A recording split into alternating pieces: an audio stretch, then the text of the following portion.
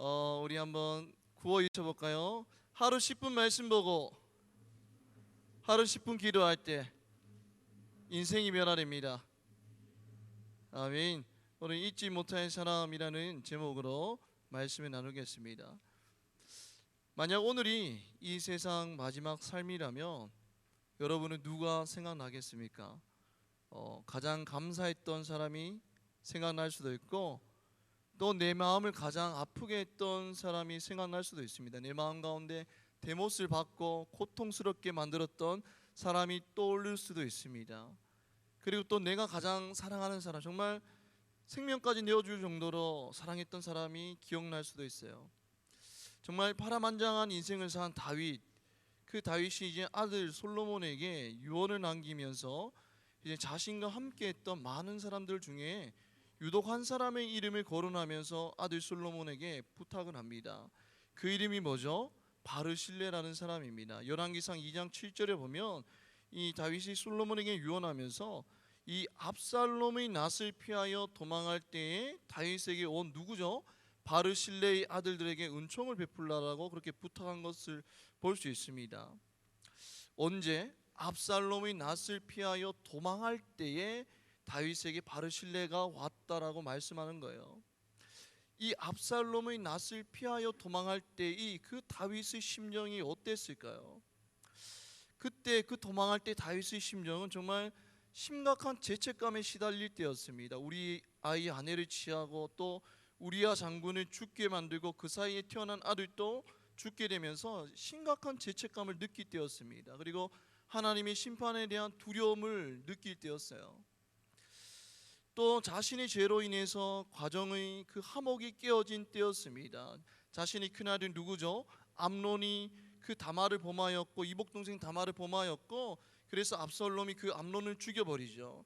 그리고 또 그 큰아들 압살롬이 지금 아버지에게 반란을 일으키고 있습니다. 가정의 화목이 완전히 깨어진 그때라는 거예요.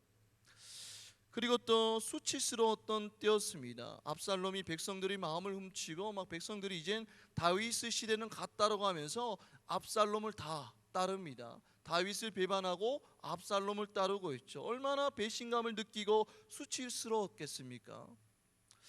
그리고 또 압살롬의 반역을 피해서 머리를 풀어헤치고 신발도 신지 못한 채 도망가는 그 처절한 도망자의 신세가 되었던 때, 그때 이 왕의 권위와 존경심이 사라진 그때 아닙니까?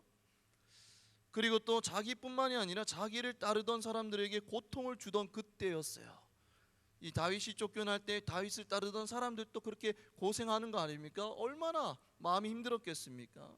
그리고 또 자신의 생명을 담보할 수 없었던 그때였어요. 내가 지금 비록 압살롬에게 도망가지만 또 도망가다가 잡혀서 죽을 수도 있는, 생명을 담보할 수 없는 그때였습니다. 가장 인생에서 초라하고 좌절감이 들었을 그때에 다윗에게 누가 나타났다고요? 바르실레가 그렇게 나타났다라는 거예요. 다윗의 인생에서 가장 큰 비를 맞고 있을 때였어요. 여러분들이 여름에 장마철에 막 비가 내리잖아요, 그죠? 비 내리는데 이때는 우산이 없어서 비를 다 맞고 간 적이 한 번쯤 있을 거예요, 그죠? 얼마나 초라합니까? 비 맞고 가면. 그때 누가 옆에서 우산을 씌워주면 정말 큰 힘이 되죠. 그 다윗이 그렇게 큰 비를 맞고 있을 때 옆에 와서 우산을 씌워준 사람이 누구라고요? 바르실레라는 사람인 거예요. 그래서 이 보면 유서에 보면 유언에 이렇게 바르실레의 이름을 거론하고 있는 거예요. 그러면 과연 이 바르실레라는 사람은 어떤 사람이고 도대체 어떤 도움을 주었기에 다윗에게 잊지 못할 사람일까요? 32절에 보면 그는 큰 부자이므로 왕이 마하나임에 머물 때 그가 왕을 어떻게 하였다고요? 공개하였더라라고 말씀하고 있습니다. 이 다윗이 이제 압살롬에 쫓겨나서 어디에 가죠? 마하나임에 가요. 마하나임에서 이제 진을 칩니다. 그래서 그 뒤에 쫓아오는 압살롬의 군대에도 길르앗에 진을 치고 있어요. 이 길르앗, 마하나임 똑같이 므낫세 반지파 땅입니다. 서로 가까이에 진을 치고 대치하고 있는 그런 상황이에요. 그때 길르앗 사람 바르실레가 누구를 섬기죠? 이 다윗과 그를 따르던 사람을 섬깁니다. 그래서 사무엘상 17장 28절과 29절에 보면 어떻게 섬겼는지를 디테일하게 말씀하고 있어요. 한번 말씀 볼까요? 침상과 대야와 질그릇과 밀과 보리와 밀가루와 볶은 것일까 콩과 팥과 볶은 녹두와 꿀과 버터 양과 치즈를 가져다가 섬겼다라고 말씀하고 있어요. 정말 디테일하게 그렇게 섬세하게 섬기지 않았습니까? 이렇게 힘들 때 와서 섬기니까 얼마나 큰 힘이 되었겠습니까? 저는 20살 때 이제 친구 한 명이랑 같이 돈 없이 걷는 무전 여행을 했어요. 그냥 여기서 전라도에 가가지고 여기서 시작해서 목적지까지 무조건 걸어가자 해가지고 무조건 걸었습니다. 그때가 이제 8월 한창 더울 때였거든요. 무조건 걸었어요. 돈 없이. 그래서 걷다가 이제 해가지고 어디 잘 곳이 없어가지고 이제 농촌에 들어갔습니다. 들어가서 할아버지 좀 잠 좀 재워주십시오라고 하니까 할아버지가 경계하는 거예요. 이상한 사람으로. 그래서 신분증도 보여드리고 학생증도 보여드리니까 그제서야 좀 안심이 놓이는지 복숭아도 깎아드리고 샤워도 하게 하고 그렇게 침상을 마련해 주시더라고요. 그때 그 할아버지 도움 때문에 다시 힘이 나서 그렇게 다음날 또 이른 새벽에 일어나서 감사를 표현하고 또 걸었던 기억이 납니다. 이처럼 다윗이 정말 힘들 때 아무것도 할 수 없을 때 도왔던 사람이 바로 바르실레예요. 우크라이나 전쟁이 일어나고 있죠, 그죠? 이 전쟁 러시아와 전쟁이 일어나는데 이 전쟁에서 중요한 것은 보급로예요, 보급로. 보급로가 차단되면 어떻게 되죠? 타격이 커요. 전방에서 싸우는 사람들이 고립이 되어 버립니다. 거기에 뭐 식량도 조달이 안 되고 무기도 조달이 안 되면 이제 그 사람들은 괴멸될 가능성이 커요. 마찬가지로 이 다윗이 마하나임에 진을 쳤을 때에 바르실레가 다윗과 그를 따르는 사람들을 공개하지 않았더라면 이 압살롬의 무리에 의해서 괴멸당할 수 있는 그런 상황이었어요. 그런 힘든 상황 가운데 바르실레가 다윗에게 와서 공개하였다라는 거예요. 도와줬다라는 것입니다. 그런데 이 공개하였다라는 말씀 32절에 공개하였더라라고 나와 있는데 이 공개하였다라는 원어가 뭐냐면 킬르칼이에요. 킬르칼. 근데 이 킬르칼의 뜻이 뭐냐면 어떤 의미가 담겨져 있냐면 급하게 반복되는 움직임이라는 뜻이 있어요. 급하게 반복되는 움직임. 어떤 움직임이요?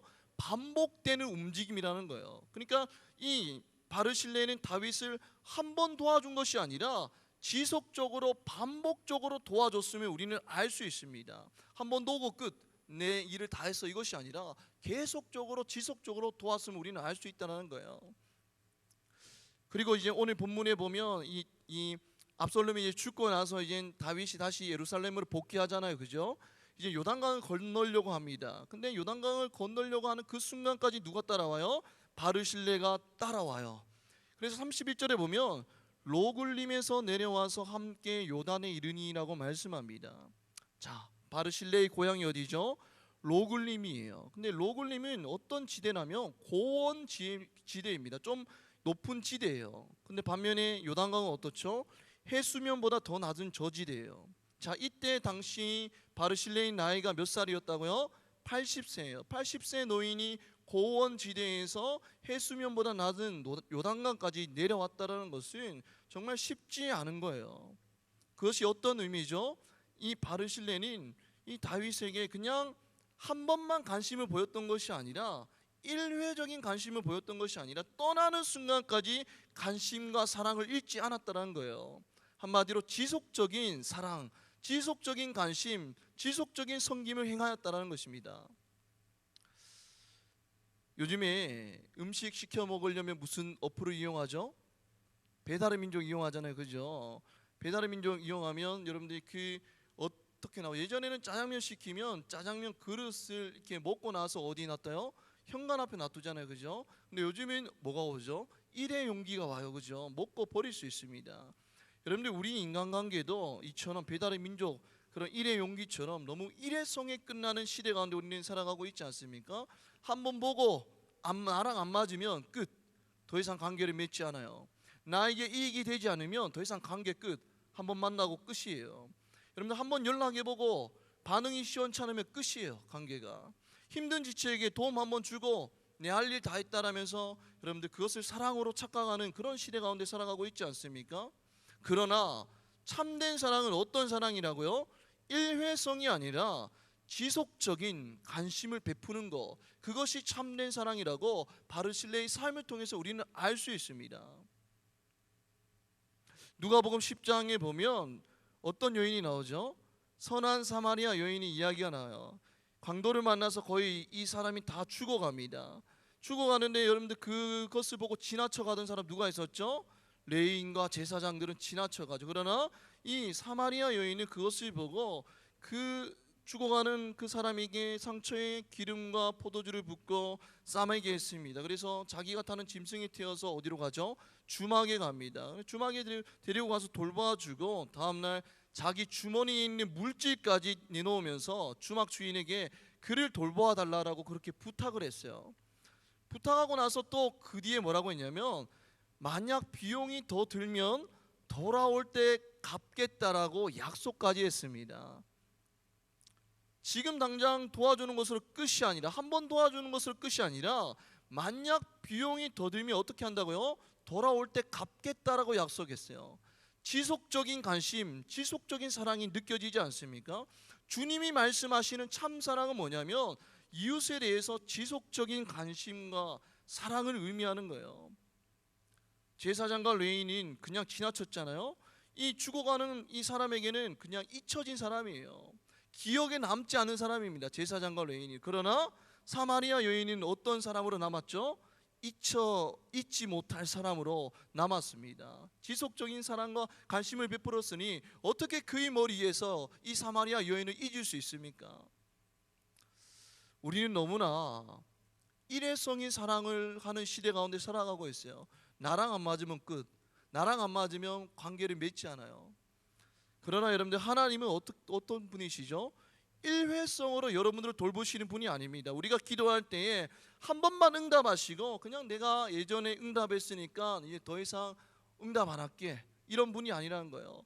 예전에 한번 응답했으니까 좀 쉬었다가 응답할게, 이런 분이 아니라는 거예요. 여러분들, 하나님은 어떤 분이시죠? 매일매일 지속적으로 우리 기도에 응답하시고 우리를 돌보시고 우리를 인도하시는 분이 바로 하나님이십니다. 데살로니가전서 5장 16절에서 18절 말씀 보면 이렇게 말씀하고 있어요. 항상 기뻐하라, 쉬지 말고 기도하라라고 말씀하고 있어요. 어떻게 기도하라고요? 쉬지 말고 기도하라고 말씀하고 있어요. 쉬지 말고 기도하라는 뜻은 뭐냐면, 바꿔서 생각하면 너희가 매일매일 부르짖을 때마다 내가 매일매일 쉬지 않고 너희 기도에 응답하리라는 약속이 담긴 거예요. 한번 내가 응답하고 끝이 아니라, 한번 응답했으니까 좀 쉬었다가 응답할게, 이것이 아니라 너희가 나를 찾기만 하면 매일매일 즉각적으로 너희 소리에 귀 기울이고 응답하고 도와주겠다는 약속이 담긴 거예요. 하나님은 이례적인 사랑을 하시는 분이 아니라 끊임없이 여러분들을 포기하지 않고 지속적으로 사랑하시는 분이라고 말씀하고 있다는 것입니다. 요한복음 10장 27절 말씀 한번 읽어볼까요? 시작. 내 양은 내 음성을 들으며 나는 그들을 알며 그들은 나를 따르느니라 라고 말씀합니다. 나는 그들을 알며라고 말씀하고 있어요. 내 양이 어디 아픈 곳은 없는지, 내 양이 어디 이상은 생기지 않는지, 내 양이 어디 필요한 것이 없는지 날마다 지속적으로 관심을 가지고 살피시는 분이 바로 주님이라고 말씀하고 있는 거예요. 여러분들이 힘든 게 없는지, 어디 필요한 것이 없는지 그냥 한 번만 보살피고 끝이 아니라 매일매일 지속적으로 여러분들을 보살피시고 여러분들을 책임지시는 분이 바로 주님이라고 말씀하고 있는 거예요. 그래서 그런 여러분들에게 지속적으로 사랑을 주시는 주님께서 여러분들에게 당부하는 것이 있습니다. 히브리서 13장 1절 말씀 우리 한번 읽어볼까요? 시작. 형제 사랑하기를 계속하고라고 말씀하고 있습니다. 형제 사랑하기를 한 번 하고가 아니라 어떻게 해요? 계속하고라고 말씀하고 있는 거예요. 이 말이 뭐죠? 참 사랑은, 진짜 사랑은 한 번 하고 끝이 아니라 지속적인 사랑을 의미한다는 거예요.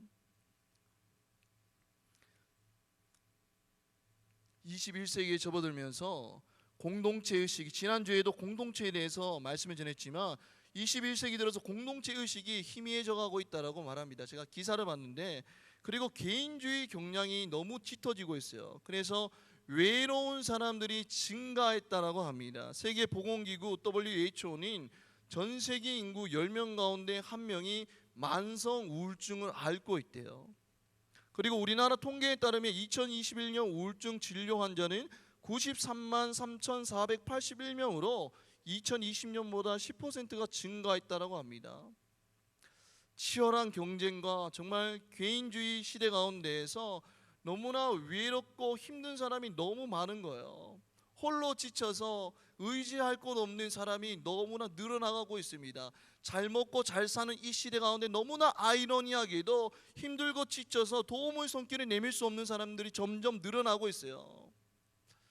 그런데 이 개인주의 시대 가운데, 이 치열한 경쟁 가운데서 그것을 우리가 회복할 수 있는 방법은 뭘까요?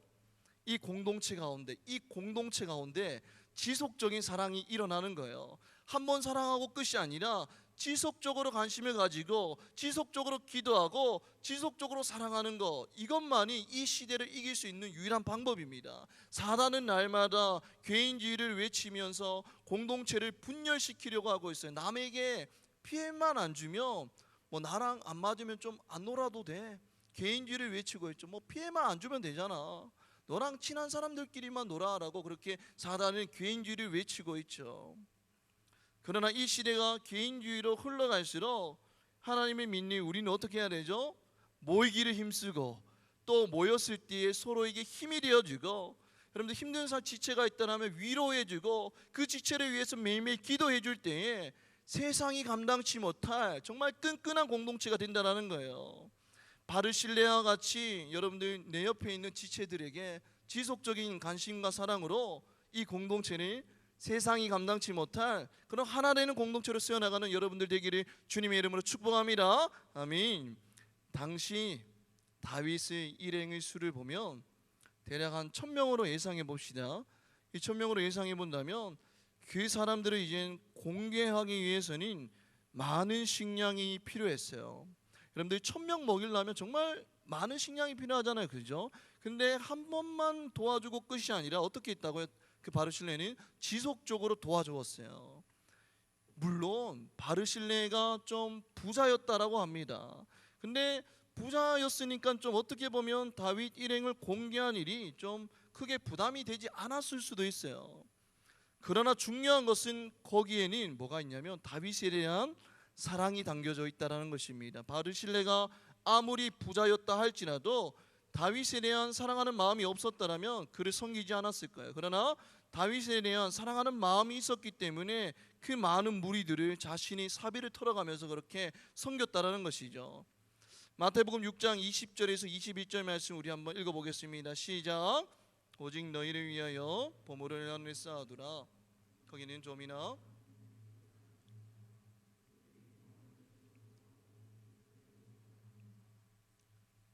그 다음에 내 보물이 있는 그곳에는, 아멘, 보물이 있는 곳에 뭐가 있다고요? 마음이 있대요. 여러분들 보물이 있는 곳에 마음이 있다라고 말씀하고 있습니다. 여러분들이 부자들 보면 뭐 다 그런 건 아니지만 좀 잘 사는 사람들이 돈을 안 써요. 여러분들 뭐 연말에 기부하는 거 보면 좀 못 사는 사람들이 정말 악착같이 모아가지고 더 힘든 사람들을 도와주지 않습니까?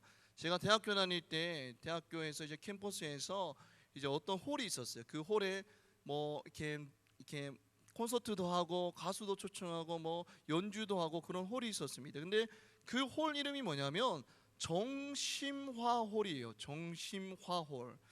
저는 학교를 다니면서 왜 저렇게 홀 이름을 촌스럽게 지었나라고 하면서 이해가 되지 않았어요. 왜 하필 그 많은 이름 중에 정심화라고 그렇게 지었지 홀 이름을 하면서 그런 의문들이 들었어요. 그런데 제 동기가 저 스토리를 들려주더라고요. 이렇게 할머니께서 평생 이제 김밥을 싸고 파신 거예요. 그래서 평생 모은 돈 그 몇 억에서 몇십억을 모아가지고 그것을 학교에 기부한 거예요. 그러니까 자기는 이제 공부하지 못하고 그렇게 자랐지만 이 공부하는 학생들이 물질적인 그런 어려움이 없이 공부할 수 있도록 그렇게 평생 모은 돈을 학교에 기부했다라는 거예요. 여러분들이 우리가 돈이 많고 적음을 떠나서 결국은 뭐가 중요해요? 마음이 중요한 거예요. 그 할머니 정심아 할머니는 학생들을 향한 마음이 있었기 때문에 평생 김밥 썰어서 그렇게 어렵게 모은 돈을 학교에 기부할 수 있었던 거예요. 여러분들이 마음이 있는 곳에 뭐가 있어요? 물질이 있고 물질이 있는 곳에 마음이 있습니다. 중요한 거예요. 여러분들 최근에 여러분들의 소비 패턴을 한번 점검해 봅시다. 여러분들이 가장 최근에 많이 지출한 곳이 어떤 거죠? 한번 생각해 봅시다. 여러분들이 만약에 게임 현질을 하는데 돈을 썼다라면 여러분들의 마음은 게임에 가 있는 거예요. 만약에 여러분들이 옷을 사는데 물질을 많이 썼더라면 여러분들의 관심은 패션에 있는 거예요. 그리고 여러분들의 물질이 친구들에게 많이 사줬다라면 여러분들의 마음이 친구들에게 가 있는 것이고, 여러분들의 물질이 연인에게 많이 썼다라면 여러분들의 마음이 연인에게 가 있는 거예요. 제가 청년부에 한 청년이 이 어떤 택배가 와가지고 택배를 뜯어보는데 그 택배에 뭐가 들었게요? 드럼 스틱이 막 이만큼 들어있는 거예요. 드럼 스틱이. 그래서 그 얼마냐고 하니까 10만 원이라고 하더라고요. 드럼 스틱을 10만 원이나 샀더라고요. 엄청 많이 샀더라고요. 그 청년의 마음은 어떤 거 있어요? 하나님을 향한 그 찬양하는데 섬기는데 마음이 있는 거예요. 그래서 저는 그것을 보고 정말 자신의 사비로 막 스틱을 사가지고 찬양하는 그 모습이 너무나 보기 좋았고 또 저에게 도전이 되었습니다. 여러분들은 최근에 어디에 물질을 많이 썼나요? 여러분들이 물질이 있는 곳에 마음이 있는 거예요. 그리고 마음이 있는 곳에 물질이 있다는 것입니다. 마음이 없으면 돈을 쓰지 않아요. 사랑은 자기가 가진 것을 나누는 것으로 표현되는 거예요. 그렇기 때문에 저는 이렇게 생각합니다. 지갑을 여는 곳에 네 마음이 있는 거예요. 지갑을 여는 곳에 내 마음이 있다는 것입니다. 여러분들 이 공동체 가운데 우리 선배들은 후배들에게 지갑을 열고 있는지 여러분들 한번 점검해 보십시오. 공동체에 속한 후배들을 향한 사랑이 있다라면, 마음이 있다라면 뭐를 열게 되죠? 지갑을 열게 돼요. 그리고 지갑을 열 때 없던 마음도 생깁니다. 지갑으로 여러분들 후배들을, 이 공동체를 섬기고 있는지 여러분들 한번 점검해 보십시오. 청년 때에 후배들이 많았어요. 후배들이 많은데 밥 사달라는 그 후배들이 너무 많잖아요, 그죠? 그래서 뭐 대학교 캠퍼스 다닐 때 돈이 없잖아요. 저도 뭐 돈이 없었습니다. 근데 후배들을 사주고 싶었어요. 그래서 후배들 주일날 모이면 사주고 나서 이제 주중에는 뭐 삼각김밥 점심 때 하나 먹고 그렇게 살았어요. 그런데 그 후배들이 지금 제 나이가 이제 아재잖아요, 그죠? 다 아재고 다 애들 놓고 그렇게 살아가는데 지금도 서로 연락해요. 평생의 동력자가 되었던 거예요. 그리고 저도 선배들에게 많은 밥을 얻어먹었습니다. 그런 섬김이 있었기 때문에 지금 각자 전국에 다 흩어져 있지만 끈끈하게 하나가 되어서 서로를 위해서 기도하고 중보하는 거 아닙니까? 여러분, 섬김이 있는 것에 뭐가 있냐면 열매가 반드시 있습니다. 섬김이 있는 곳에 뭐가 있다고요? 열매가 반드시 있습니다. 여러분, 세상의 원리는 뭐냐면 내 것을 주면 나의 소유는 점점점 줄어들어요. 내 것을 줬는데 내 것이 사라지잖아요, 그죠? 이것이 세상의 원리예요. 내 것을 줄 때마다 내 것은 점점 줄어들어요. 그래서 악착같이, 하나님 믿지 않는 사람들은 악착같이 더 보려고 그렇게 아둥바둥 살아가죠. 그러나 하나님 나라의 원리는 뭐죠? 나누고 베풀 때에 어떻게 된다고요? 열매가 맺혀요. 더욱더 풍성하게 그렇게 되는 것이 바로 하나님의 원리입니다. 예수님께서 이 땅에 오셨어요. 이 땅에 오시고 어디 달리셨죠? 십자가에 달리셨습니다. 예수님 한 분이 십자가에 달려 죽으심으로 모든 사람에게 구원의 길이 열렸어요. 한 분이 죽으심으로 모든 사람에게 구원의 길이 열렸다는 거예요. 하나님의 원리는 뭐라고요? 나누고 베풀 때에 더욱더 풍성하게 되는 것이 바로 하나님의 원리입니다. 요한복음 12장 24절 말씀 한번 읽어볼까요? 시작. 내가 진실로 진실로 너희에게 이르노니 하나님 미리 땅에 떨어져 죽지 아니하며 하나님 그대로 있고 죽음에 많은 열매를 맺느니라라고 말씀하고 있습니다. 내 것을 나눌 때에 많은 열매가 맺힌다라고 말씀하고 있는 거예요. 선배가 후배에게 지갑을 열면 그 사랑을 받은 후배가 또 어떻게 하죠? 그 밑에 후배에게 지갑을 엽니다. 그럼 점점 더 나눔이 풍성해지는 거예요. 사랑의 열매가 맺혀간다는 거예요. 그러면 어떻게 되죠? 세상의 그 어떤 공동체보다 끈끈한 공동체가 되는 거예요. 나누고 베풀 때에 외로움이 사라지고 이 세상이 감당치 못할 사랑의 공동체가 된다는 것입니다. 저는 기도하고 있어요. 이 감람나무 공동체가 개인주의로 살아가는 그런 공동체가 아니라 나누고 베풀 때에 서로가 하나 되는 공동체, 서로를 위해서 눈물로 기도하는 공동체가 되기를 그렇게 간절히 기도하고 있습니다. 33절에 보면 이렇게 말씀하고 있어요. 왕이 바르실레에게 이르되 너는 나와 함께 건너가자. 예루살렘에서 내가 너를 공개하리라라고 말씀하고 있습니다. 다윗이 힘들 때에 바르실레에게 공개를 받았어요. 그런데 이제 다윗이 회복되고 나서 바르실레에게 내가 너를 공개하리라고 말하고 있습니다. 여러분들, 바르실레가 예루살렘으로 가게 되면 평생 그의 삶은 보장되었어요. 그냥 잘 먹고 잘 살 수 있는 그런 삶이 보장되었다라는 거예요. 이 다윗이 바르실레에게 어려울 때에 공개를 받았기 때문에 또 어떤 일이 일어나죠? 다시 바르실레에게 공개를 하고 있는 거예요. 여러분, 섬김은 뭐를 낳죠? 또 다른 섬김을 낳게 돼요. 섬김은 또 다른 역사를 낳게 된다는 것입니다. 섬김에는 반드시 열매가 있다라고 말씀하고 있는 거예요. 사도행전 10장에 보면 누가 나오죠? 고넬료가 나옵니다. 로마 군대 백부장 고넬료가 나옵니다. 근데 이 고넬료가 어떤 사람이었냐면, 비록 이방인이었지만 하나님을 믿고 기도하는 사람이었고, 기도로 끝난 것이 아니라 가난한 백성들을 구제하였다라고 말씀하고 있어요. 자기가 가진 것을 자기만 누리는 인생이 아니라 자기 소유를 누구에게 나눠줬다고요? 가난한 백성들에게 구제하였다라고 말씀하고 있어요. 그래서 하나님께서 이 고넬료에게 누구를 보내시죠? 베드로를 보내세요. 베드로가 그 고넬료의 집에 방문하죠. 근데 베드로가 설교하는 동안 뭐가 임하죠? 성령님이 임하십니다. 이게 뭐냐면 이방인에게 임한 최초의 성령 강림 사건이에요. 이것은 기독교 역사의 엄청난 사건입니다. 2000년 동안 굳게 닫혔던 그 이방인에 대해서 복음이 전해지는 그 역사를 하나님은 누구를 통해서 열어가죠? 고넬료를 통해서 열어가는 거예요. 하나님을 믿고 구제하던 그 고넬료를 통하여서 하나님 복음의 역사를 이루어가는 것입니다. 섬김이 있는 곳에 반드시 뭐가 일어나죠? 하나님의 역사가 일어나는 것을 우리는 알 수 있습니다. 여러분들, 이 공동체 가운데 하나님의 역사를 경험하고 싶습니까? 그러면 선배는 후배에게 지갑을 여십시오. 그럴 때 하나님의 역사가 일어나는 것입니다. 이상한 변호사 우영우 다들 봤습니까?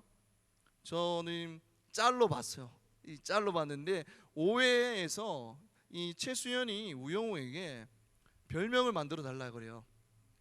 기억납니까? 그래서 뭐 최강동원 최수연, 뭐 아니면 최고민요 최수연 어때라고 그렇게 말하죠. 그런데 우영우가 단호박으로 아니야, 넌 그런 거 아니야라고 단호박처럼 말하죠. 그리고 나서 뭐라고 말하냐면 이렇게 말해요. 너는 봄날의 햇살 같아. 로스쿨 다닐 때부터 그렇게 생각했어. 너는 나한테 강의실 위치와 휴강 정보와 바뀐 시험 범위를 알려주고 동기들이 날 놀리거나 속이거나 따돌리지 못하게 하려고 노력해. 지금 또 너는 내 물병을 열어주고 구내 식당에 또 김밥이 나오면 나한테 알려주겠다고 해. 너는 밝고 따뜻하고 착하고 다정한 사람이야. 봄날의 햇살 최수연이야라고 그렇게 말했어요. 여러분들, 최수연은 우영우를 항상 생각하면서 옆에서 챙겨주고 힘이 되었어요. 그냥 한번 도와주고 끝, 일회성의 사랑이 아니라 지속적으로 관심을 가져주면서 지속적으로 그를 섬겼어요. 그를 돌봐줬다는 것입니다. 그렇기 때문에 우영우에게 최수연은 어떤 사람이죠? 봄날의 햇살 같은 잊지 못할 사람이었어요. 여러분들, 다윗에게는 봄날의 햇살같이 잊지 못할 사람이 누구였어요? 바르실레였어요. 하나님은 오늘도 이 공동체 가운데 봄날의 햇살 같은 잊지 못할 그런 사람을 찾으십니다. 비록 나도 가진 것 없지만 힘들어한 지체에게 찾아가서 따뜻한 차 한 잔 사주며 위로의 말을 건네주는 그런 사람, 매일매일 공동체의 어려운 지체를 향해서 눈물로 기도하는 그런 사람, 그런 어떻게 하면 후배들을 챙겨줄까 섬길까 고민하는 사람, 그런 봄날의 햇살 같은 잊지 못할 사람을 하나님은 찾으시고 그 사람을 통하여서 이 공동체를 세워나가신다는 것입니다. 여러분들이 오늘 바르실레와 같이 바르실레가 되어서 외롭고 이 치열한 경쟁사회 가운데서 오늘 또 지쳐 쓰러져가는 서로에게 힘이 되어주고 섬김으로 이 세상 또 감당치 못할 이 믿음의 공동체가 되기를 주님의 이름으로 축복합니다. 아멘. 이 시간 우리 다 같이 찬양하며 나아가겠습니다.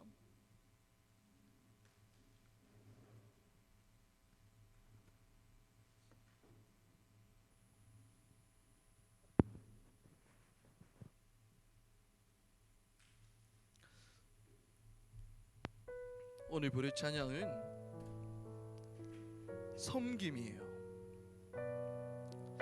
예수님께서는 분명 하나님의 아들이셨고 모든 것들을 행할 수 있는 능력이 있으신 분이셨어요. 그러나 인간이 몸으로 오셔서 우리 발을 닦아주시고 그렇게 몸소 섬기셨습니다.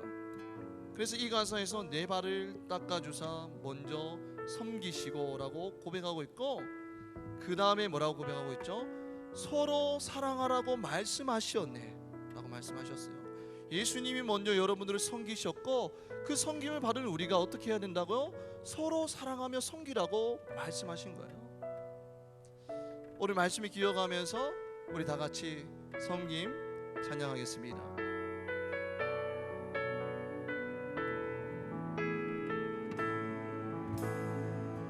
하늘의 영광을 다 버리고 낮은 이곳에 내려오신 죽기까지 나를 사랑하신 죽기까지 나를 사랑하신 그 사랑 얼마나 큰지 우리가 높아지면 그가 낮추시니 우리가 낮아지면 그가 높이시니 하나님이 원하시는 세상으로 나 자신을 낮추는 섬김으로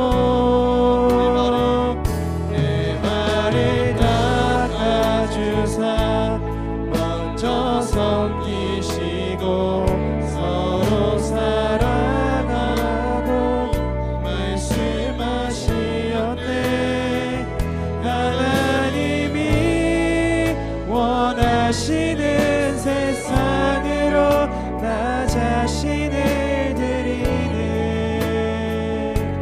섬김의 모습이 되기를. 처음부터 다시 한번 고백해볼까요? 하늘의 영광을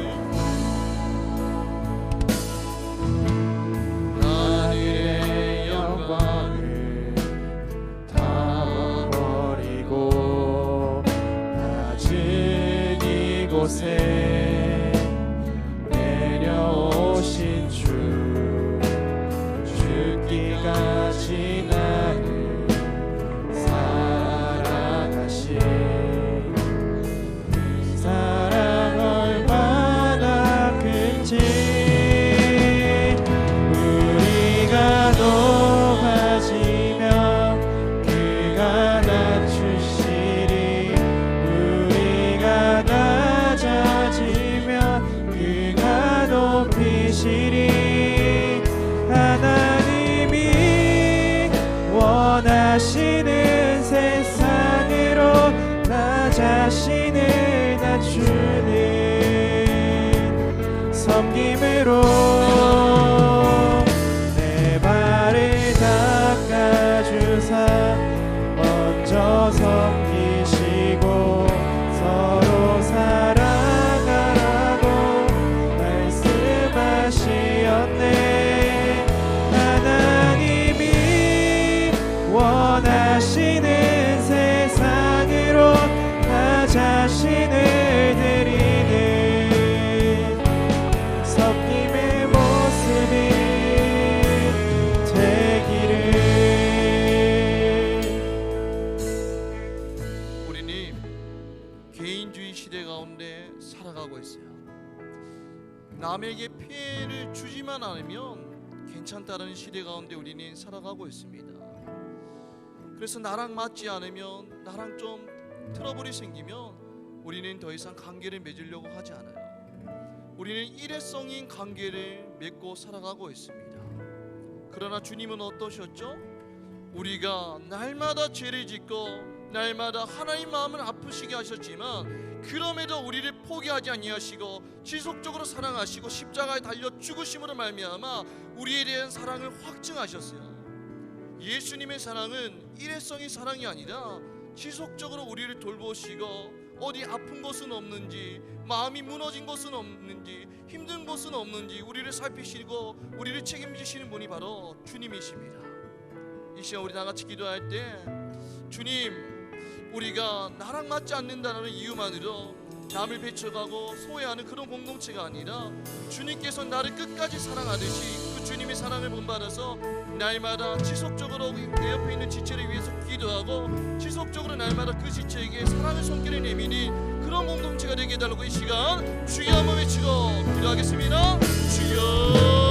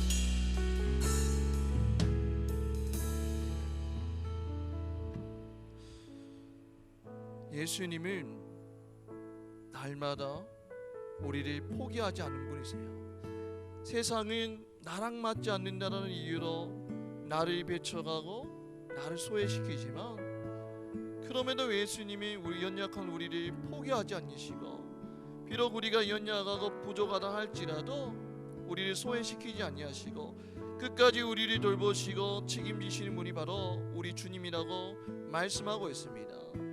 사단은 날마다 이 공동체가 무너지기를 소망하고 있어요. 이 공동체가 개인주의로 물들어서 서로 다르다는 이유로 하나되지 못하게 그렇게 만드는 것이 사단의 괴락입니다. 그러나 이 공동체는 그냥 만들어진 공동체가 아니라 예수 그리스도의 핏값으로 세워진 공동체가 그 예수님께서 오늘 말씀하세요. 서로 사랑하라. 한번 도움의 손길을 내민 것으로 만족하지 아니하고 날마다 지속적으로 힘든 지체가 있다라면 먼저 다가가서 도움의 손길을 내밀고 서로 날마다 기도하라고 말씀하신 거예요. 이 시간 마지막으로 기도할 때에 하나님 이 감람나무 공동체가 개인주의로 물드는 그런 공동체가 아니라 예수님께서 먼저 우리를 사랑하셨듯이 그 사랑을 받은 자로서 날마다 내 옆에 있는 지체를 향해서 예수님의 사랑을 전할 때에 이 공동체가 이 치열한 경쟁 사회 가운데서도 세상의 빛과 소금을 감당하며 사랑이 넘치는 공동체가 되게 되도록 이 시간 마지막으로 주여 한번 외치고 기도하겠습니다. 주여.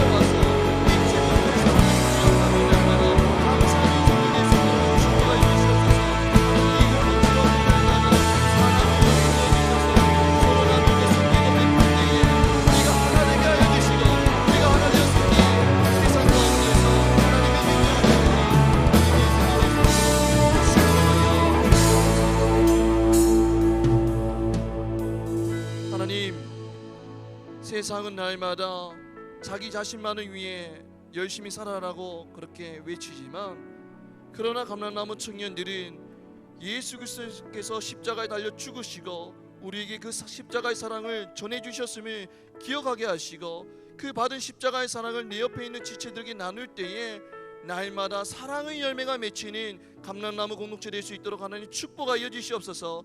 내 옆에 있는 어려운 지체들에게 먼저 다가가서 도움의 손길을 내밀며 날마다 눈물로 그 지체를 향해서 기도할 때에 이 공동체 가운데 사랑의 열매가 맺히게 하시고, 우리가 하나 될 때에 세상 가운데에서 우리 공동체를 통하여서 믿지 않는 자들이 예수 그리스도의 사랑을 느끼고 주가 머리 대신 이 공동체 가운데로 발걸음을 옮기는 역사도 보게 하여 주시옵소서. 한 주간의 삶도 하나님께서 우리를 책임져 주실 것들을 믿사옵고 사랑이 많으신 우리 주 예수 그리스도의 이름으로 기도드립니다. 아멘.